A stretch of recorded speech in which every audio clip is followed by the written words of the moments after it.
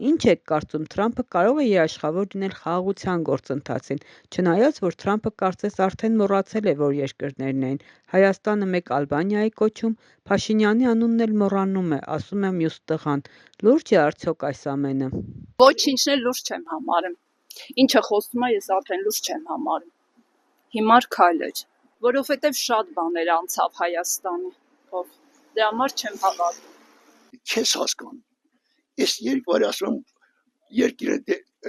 հանապեմա մարդիկ դերասան, ում կողմ, սա է սաղ շահի է, պետություններն են սաղ շահի, Ադրբեջանին շահ ունի նրա կողմն են, մեզ ինչ ունենք, որ շահի, սաղ երկրները շահի են, այդ կարամ ասեմ։ Եթե Ամերիկան հետևողական լինի,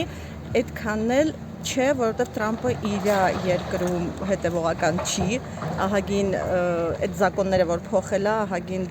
վատ զակոններ է իրանց մոտ, օգուտ է Ամերիկային հետևողական լինի, եթե լինեն հետևողական, ուրեմն,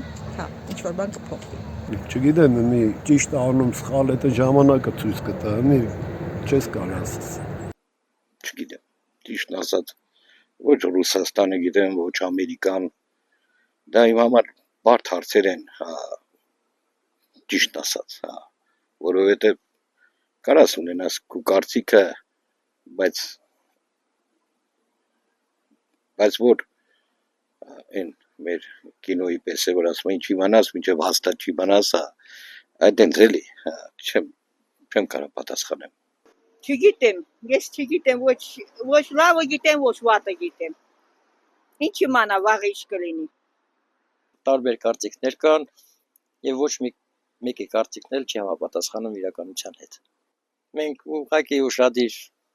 հետևում ենք, թե ոնց պետք է լինի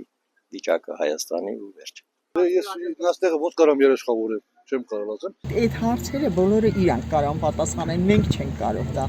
Մենք շատ փոքր մարդ ենք, որ անալիզ անենք իրանց աշխատանքները, իրանք պետք է պատասխանեն դրանք բոլորը։